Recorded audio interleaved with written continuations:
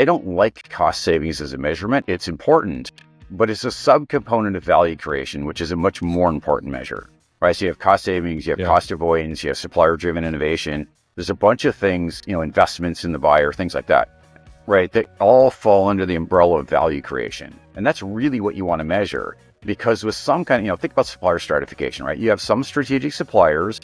Some of those might even be, vested deals and actual partnerships. And then you got commodity suppliers and everything in between. And so if you have a good stratification methodology for each of your areas, you can make sure you've identified what a supplier is there for and negotiate the right kind of contract to get the right outcomes.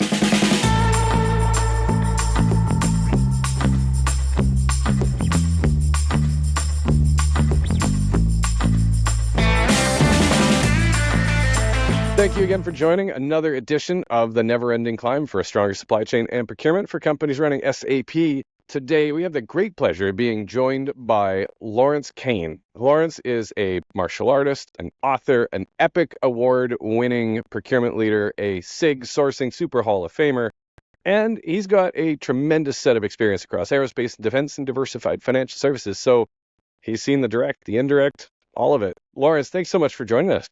Thanks. Great to be here. So when we were thinking about things that could really help procurement leaders and aspiring procurement leaders, there's this sense of how important mindfulness and emotional intelligence is. It's really a superpower. What have you found as the ingredients that have helped unlock those for you? Yeah, it really can be. And part of it is we have a very stressful role, right? There's constant change. We're not quite like payroll where nobody knows you exist unless you check balances or it's wrong, right? But a lot of it is we do all kinds of things behind the scenes to make stuff work.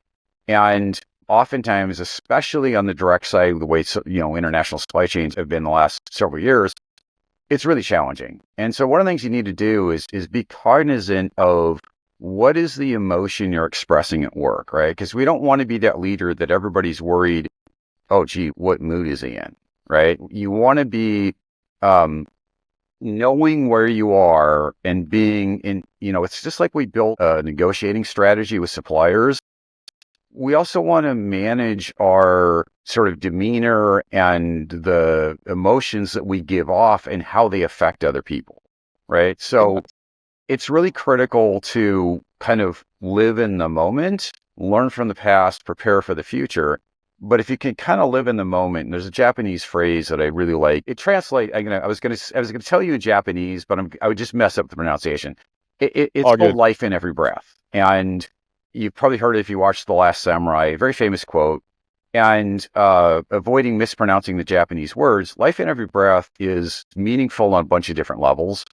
And the concept behind it is from a warrior ethos, and as a 48-year martial artist, that really resonates with me. But even if you've never done martial arts, it really kind of lets you think about what is happening around you now and being aware of it. And in that movie, the scene was looking at a cherry blossom and, spending the, time looking for the one perfect blossom, and is right before a battle, right? Well, that sort of thing happens in procurement all the time. I've been in many high stakes, high stress negotiations. And I remember, probably 20 something years ago, we were working on this deal, and it was over $1 billion deal, huge thing for both sides. And everybody was getting pretty amped up, kind of freaking out. And during a break, one of the folks on my team came to me and said, "You're so calm. I don't get, why aren't you stressed out about this?" And I go, "Dude, no one's trying to punch me in the face. It's just words, man." And it just kind of dawned on me, I'd been punched in the face thousands of times doing martial arts. I've been slammed on the ground, been hit with weapons, all kinds. It's puts it in perspective. And if you're not a martial artist, you don't necessarily get that, but you can think about what is happening now, which gets you out of that what if. Oh my God, we have to sell this, but this had blah, blah, blah, blah, right? And if you're stuck in that what if, then what you're doing is you're letting your emotion drive you instead of your negotiating plan. And so that's where, practicing mindfulness, meditation, emotional intelligence, there's a lot of different flavors of it. But the better we can get at that, the more strategic we can stay, the more on message we can stay, and the better outcomes we can get without stressing out everybody around us. 100%. I love the bring it back to breath, because I know for my kids, they are very high energy, and like all kids, sometimes they need a little bit of extra coaching. And that just, let's take a breath, Right. is a fantastic way to recenter. There's so much research that brings it back, and how much more effective we can be when we're in that kind of mental green zone and we're not Right. letting anxiety, fear, anger, frustration, whatever. Yeah, The and other part of one that that is literally breathing, right? There's a 4 count breathing that like elite operators are taught in the military. box breathing, And and yeah, yes, exactly. And that will knock you out of that emotional state and let you exert control over your body. So there's a yep, lot of things that, let's start saying life in every breath has meaning at a whole bunch of different levels, right? And part of it is literally the breath part. And so true. it's a great tactic. Sometimes you want to show emotion, but it's almost always acting. Given suppliers helmet adjustments in the past, um, but anybody who played football in like the 70s and 80s, that's when the coach would grab the whole of your grill, pull you next to them, and scream in your face. Um, nobody does that anymore because it's really not a very good way of doing things. But the point is, if a supplier is doing something really, really wrong, and you've been working the relationship and you've been trying to do the right things, sometimes you need to set them down and be real direct. And sometimes, rarely, you want to use emotion. You go back to the thing with kids, right? If your kids hear you yell at them all the time, it loses meaning. The same thing with suppliers, the same thing with employees. And that's something where, as long as you are cognizant of what you're doing and you use that emotion as an actor, rarely it can work really, really well. If you use it too often, then you're just that guy who flies off the handle and there's no impact of it. 100%. It's that, make sure that we are very, very conscious, very mindful of how we leave others feeling. Right. And if we have tried everything else and we are running out of options, but we really need to wake them up, sometimes there are times and places, if somebody's about to walk off a cliff, you don't whisper softly at them Right. to mind their step. And I think Exactly. that's Right. one of those key thoughts, that when you're being mindful, we're also thinking about the people, how they respond to change, how they Right. respond to direction, to measurement. Yeah. And there's so many things that we can do through and with the people and the process, but then to unlock some of the, I'll call it, unlock some of the change that we're looking for. I often talk about this change management through user experience, and that there's a clarity that you can unlock of what needs to happen next and who's involved, and getting the right information passed down the chain. But there's also that you need the velocity to go make it happen quickly. And that's often something that really just comes from technology, because people can only move so fast. What have you seen around the limits of the people and the processes and the playbooks that need that extra kick, the engine to kick it into gear? Sure. So if you kind of look at procurement maturity, right, the bottom few levels you can do with people and process. But at a certain point, if you don't have tools and data, like you can't really do category management, you can't really effectively implement a playbook, as your example, without having a system in play. And part of that is procurement folks aren't attorneys, right?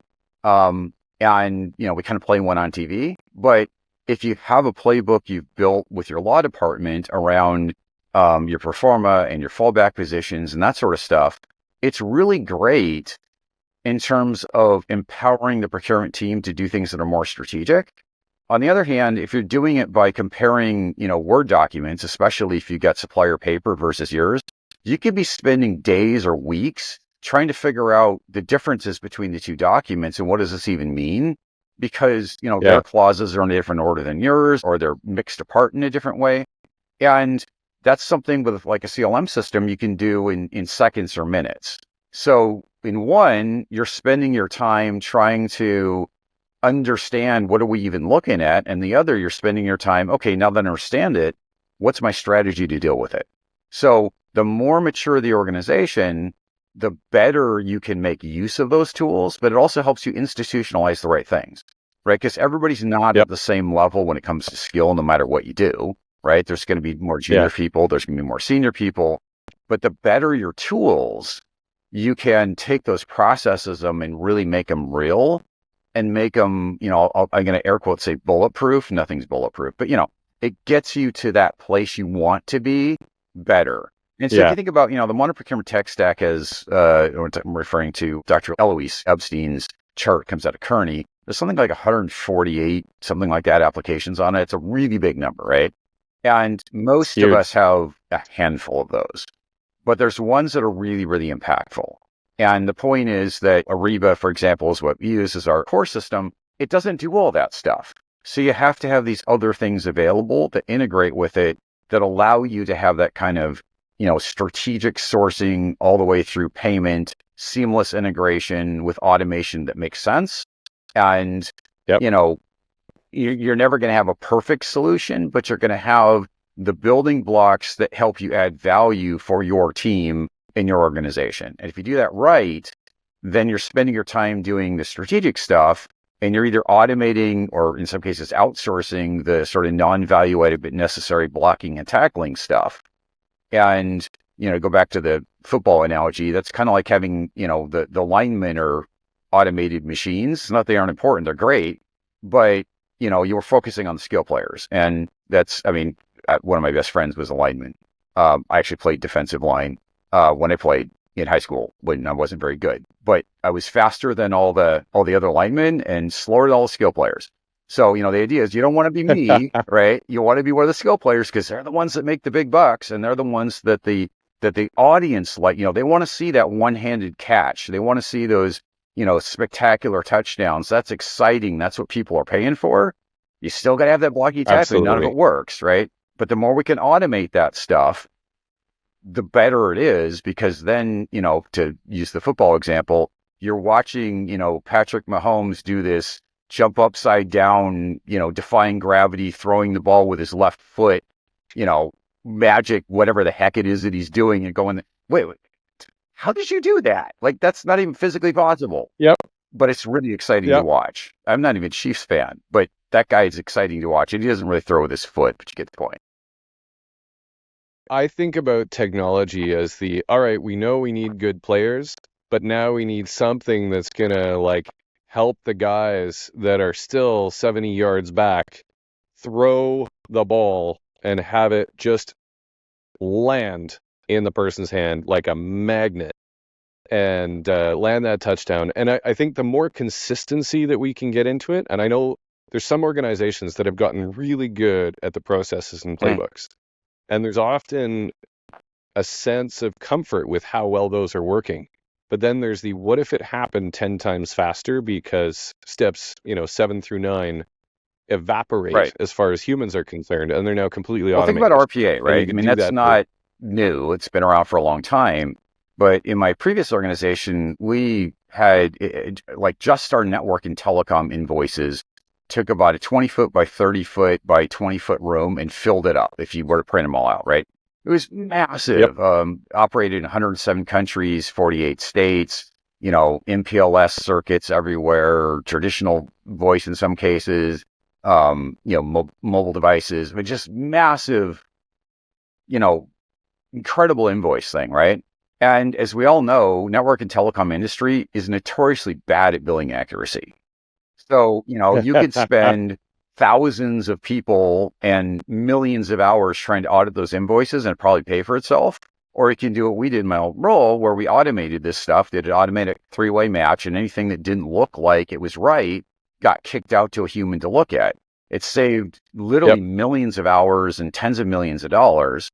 And it was all with old, well, I guess it's 15-year-old technology. So it's ancient technology in IT world, right? Imagine what you can do with some of the more modern AI kinds of things, right? And so, some of that's like, we've done it. Invoice validation is totally non-value added, but absolutely necessary and has a real financial impact on your organization. Yeah, the hydrocarbon invoices for the oil and gas folks, or telecom or utility invoices is another one. And then there's the sustainability component with those utility invoices of making sure that we're capturing the right information and passing it on down the line for scope 3 reporting and so on. So it is amazing what the right mindset of it's not just adding more people to go get this done, but rather somebody was reminding me, of course, that 9 women can't make a baby in 9 months, but 9 women can make 9 babies in 9 months. And sometimes the way that we think about it needs to shift for the outcomes that we're really driving to. And I really like that as a emphasis on the fundamentals, because those fundamentals of not just cost savings, because procurement, driving, creating cost savings, I know can create heroes, but not everything's a pencil. And even with pencils, I know of an organization that thought they saved their pencil cost by half and found out the graphite was so cheap in them they broke all the time, and they didn't really. So that how do we measure cost savings, and then the different styles of commoditized and then the non-commoditized buying, and how purchasing approach from commodities can be misapplied. I'd love to Sure. dig into that with you, because you're obviously a leader in the space, and I think there's a really important message of not treating some of those non-commoditized capabilities like consulting or professional services or things like that the same way that you do a commodity like end user devices. Remember, what gets measured gets done, right? So if the wrong measurements give you the wrong things. I don't like cost savings as a measurement. It's important, but it's a subcomponent of value creation, which is a much more important measure, right? So you have cost savings, you have cost avoidance, you have supplier-driven innovation. There's a bunch of things, investments in the buyer, things like that, right? They all fall under the umbrella of value creation. And that's really what you want to measure, because with some kind of, think about supplier stratification, right? You have some strategic suppliers. Some of those might even be, vested deals and actual partnerships. And then you got commodity suppliers and everything in between. And so if you have a good stratification methodology for each of your areas, you can make sure you've identified what a supplier is there for and negotiate the right kind of contract to get the right outcome. So for example, my previous role, aerospace and defense, really long life cycle products, right? You make an airframe, it's going to last about 20 years in production and maybe another 20 in secondary markets and post-production, right? That's a really long time. So why would you then negotiate every 3 years a deal for your program lifecycle management software, as an example, right? So we're like, well, that's stupid. They know we're not going to change. We know we're not going to change. This isn't really about price. This is about value. What is value? Well, there's certain things we could do with this software that don't exist today. So we negotiated a deal. It was a 30-year deal, 30, longest software deal I've ever heard of. Actually won an industry award around this. And the 30-year deal for software, we had some off-roads every 10 years because, things can happen. But the idea was that the supplier made, I can't remember the number, I think it's like 38 or 39 changes to their core code, which created functionality that didn't exist, that we vetted out and got to use for about a year before it went to their suppliers. So they made their product more valuable for everybody else, but we got it first. And in the process, it was several $100 million of investments from the supplier in exchange for this very strategic 30-year contract, right? And it was all based on going, this isn't we're not buying a SKU, we're buying a capability. Right. So there was no software SKUs listed in that contract. It was all about the capabilities of the system and how it was going to evolve over time and a technical roadmap and partnering together and all that sort of stuff. Imagine if you beat the supplier up to the smallest penny on a deal like that. Would it work? Of course it wouldn't work, right? Yeah, because it was all about a relationship. They're making more value for themselves and for us. We are investing in them and us. And the net is we're not fighting over the size of the pie. We're growing the size of the pie. Growing the pie. And that's not appropriate for every kind of deal. But when it is, you better not be measuring cost savings on it. That's the wrong answer. You should be measuring value creation on it, or speed to market, or access to capability, or revenue generation, or whatever's appropriate based on the deal. And so that's where, if you know what your suppliers are, you know whether they're strategic or something else, and you know how they're enabling enterprise. You take your enterprise goals, you flow them down, in this case, to the IT goals, in this case, to the supplier goals, and go, this isn't a commodity. We need to come up with something creative. And we used, in that particular case, something that was very much like a vested deal. It wasn't the classic vested, but it's very close to that, which means that you're really approaching it quite differently. And it's totally not, like buying pencils or some kind of commodity that you could easily replace. Because, let's face it, once you get that software into a, 40-year product life cycle, the cost of change is insane, right? And because you've done all your design and build and your digital twin and all that stuff in that software. And so if you try to change it, really, really hard. So you'd best set it up for success for the long term. And I think that sense of working with partners is a really, really important ingredient in that stratification, in the strategy. And the shift in thinking from, oh, I'm buying software, I'd better get an 80% discount, to, oh, actually, I'm buying capability, and this has a significant ROI for the business or creates a new capability for us to capture more market. One of my favorite boss moves like that was a simple shift from strategy during COVID for one of the chemical companies that had a brilliant recognition that when supply is getting tighter, this is not the time to keep doubling down on the usual, let's grill the supplier and grind them down on price, and you better not increase your price by more than CPI. Because what they did instead is they said, listen, I know things are tight and uncertain and everything else. I don't care about price. Ship me double. And guess what? They got a higher price, but they had the product in hand. And through those few years, that company doubled their market share because the supply chain procurement team treated the current situation with the lens of, hey, critical thinking here, our standard playbook, or the typical way we would manage buying this commodity or these chemicals isn't going to cut it right now. So how do we make sure that we're tied to the business fundamentals, not just the cost-saving fundamentals? It has to be tied to the business, right? And a disconnect between procurement and the business means that procurement team is not long for this world, right? One of my favorite examples from the pandemic era was everybody ran out of toilet paper at the beginning. It wasn't that they weren't producing enough. It was that some was made for commercial and some was made for personal. And all of a sudden everything flipped and they couldn't, get it done. They couldn't flip the switch fast enough. And so all these companies were out there beating up on the suppliers going, hey, I want. Well, Trader Joe's, somebody there called up one of the hotel chains and said, hey, you guys got a whole bunch of toilet paper you don't need, right? Like, well, yeah, we don't have any, nobody's staying here. Like, well, we need a lot of toilet paper. Let's talk. And so, they went and repackaged a bunch of it and they never ran out. And that was really creative thinking. You don't go beat up the supplier necessarily. You go look at the supply chain and go, well, if the whole system is rotated, so, that the same number of roles is being created, but they're the wrong kind. Well, somebody probably has an excess. Maybe we can buy that. And those folks didn't have very many people staying in their hotel, so they kind of needed the money.